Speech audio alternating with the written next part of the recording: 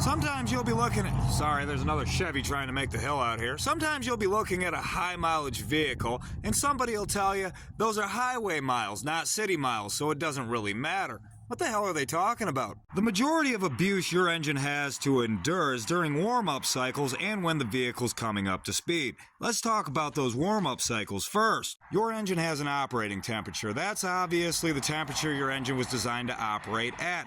The lubricants inside of your engine were chosen for your engine because they lubricate the best at your engine's operating temperature. The air-fuel mixture that your engine uses is the optimal air-fuel mixture for your engine at its operating temperature. Obviously, if it's operating outside of those temperatures, you're going to damage the engine a little bit. So obviously, the more warm-ups your drivetrain has, the more time it spends running outside of its operating temperature. Now have a look at this 2005 F-150.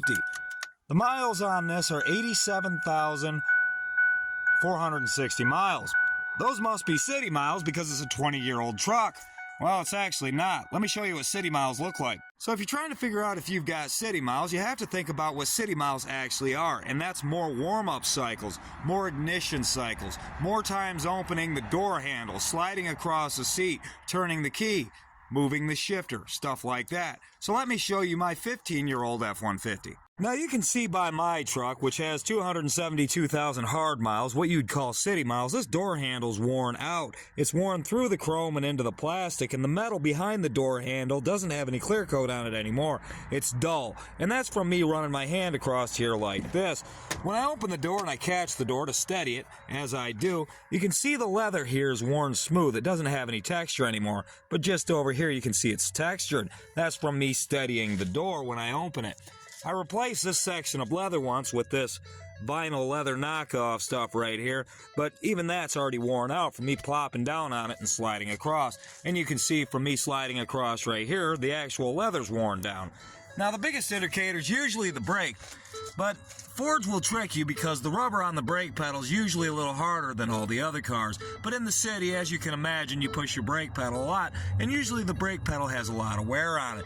But you can see by my floor mat, my foot's been sitting here for a really long time. This is actually my second floor mat.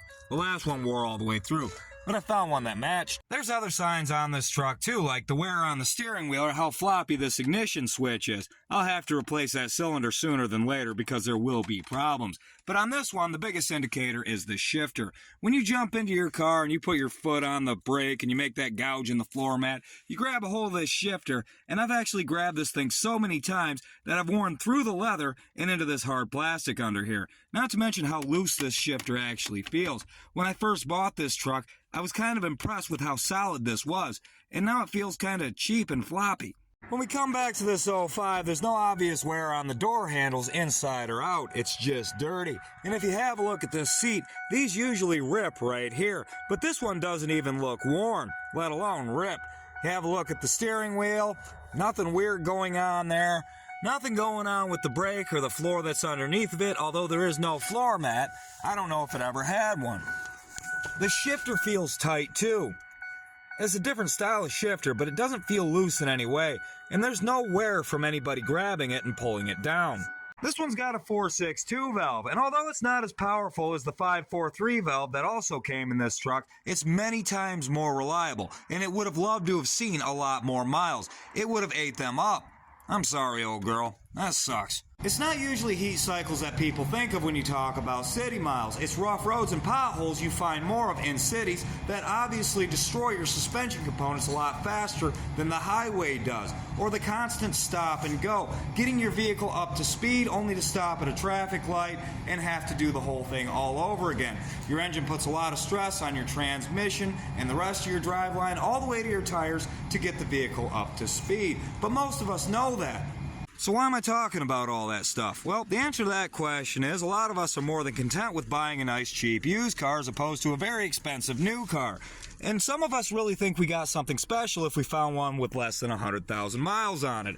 But I'm here to tell you that a car with 200,000 highway miles on it is twice the car as one with 50,000 city miles on it. Look at this guy right here, 95,000 miles. Engine number 2. This one's knocking. So I guess what I'm saying is, if you're shopping for a used car, look closely at the shifter and the brake pedal, because if it doesn't have any life in it, then the car doesn't have any life in it.